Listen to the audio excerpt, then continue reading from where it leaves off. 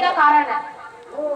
अब आप अंदाजा लगा सकते हैं कि हमें जरूरत क्यों पड़ी इस आक्रोश की, क्योंकि एक बहन जी जो हमारी सुप्रीमो है बहुजन समाज पार्टी की, बहुजनों की, उस महिला को राज्यसभा में ये बोलने नहीं दे रहे हैं। और एक बात करते हैं ये कि महिलाओं के सम्मान की बात करते हैं, बेटी बचाओ की बात करते हैं, तो दोगली नीति इनकी यही पता चल जाती है कि इन्होंने बहन जी को वहां बोलने नहीं दिया। अरे संविधान नहीं पढ़ा क्या आपने, जिसके आधार पर राज्यसभा चलता है?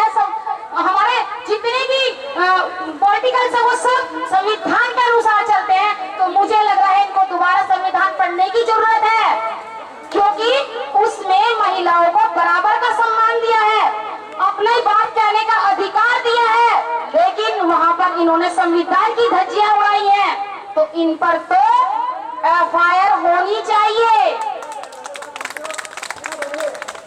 अब देखिए हमारे माननीय सभापति जी जो थे उनका क्या, वो जो बहन जी जब बोल रही थी तो वो हंस रहे थे। शर्म करो थोड़ी सी, आपको शर्म आनी चाहिए कि वो एक सुप्रीमो है, शेरनी है, जिसके ऊपर आप हंस रहे हो।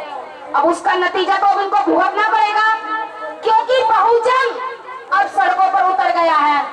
अब रोके ये हमें?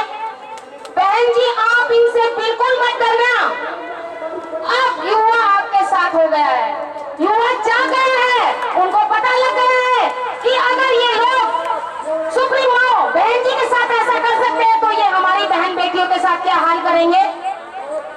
और मैं आपसे एक बात और कहना चाहूंगी शॉर्ट में, क्योंकि बारिश भी आ गया, टाइम भी कम है। अब हमें 2019 को टारगेट लेना है, 2019, क्योंकि ये हमें भहकाते हैं कि ना, देखिए हमारे लोगों को एक बात है कि ये लोग भहकाते हैं कि बहन जी तो मनुवादी हो गई है।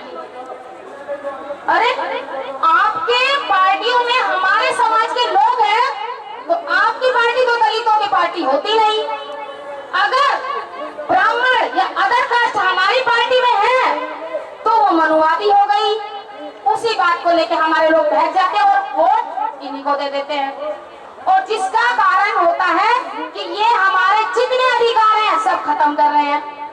लेकिन आज हमें पता लग चुका है कि इनकी जो नीतियां हैं वो हमारे दलित समाज के लिए विरोध में है सारी। बेशक ये मुंह साफ कर करके बोलते नहीं हम दलित विरोधी नहीं है, लेकिन अब पता लग रहा है युवाओं को। अब हम घरों में वापस तभी जाएंगे, अब हम सड़कों पर निकल चुके हैं, जब तक 2019 में बहन जी को पीएम नहीं बना देते। घर घर जाएंगे, लोगों को इनकी चालें बताएंगे, इनकी नीतियां बताएंगे कि हमारे खिलाफ कैसे षड्यंत्र करते हैं। फिर देखते हैं हम, ये हमें रोके। सारे युवाओं से मेरी अपील है कि घरों से निकल जाओ, तभी आपके हक और अधिकार सुरक्षित होंगे। नहीं तो ये इनकी जो नीतियां हैं वो गुलाम बनाने की है। बेशक पुराने जमाने जैसे ये गुलाम नहीं बनाएंगे, लेकिन मॉडर्न तरीके से हमें गुलाम जरूर बना लेंगे। इसलिए आप लोगों से मेरी अपील है कि बहन जी को 2019 में हमें पीएम बनाना है और अपने अधिकारों को सुरक्षित रखना है। बहन जी आप संघर्ष करो, बहन जी आगे बढ़ो, बहुजन समाज पार्टी, बहुजन समाज पार्टी। और साथियों मैं अपनी वाणी को विराम देने से पहले एक बात और कहना चाहूंगी।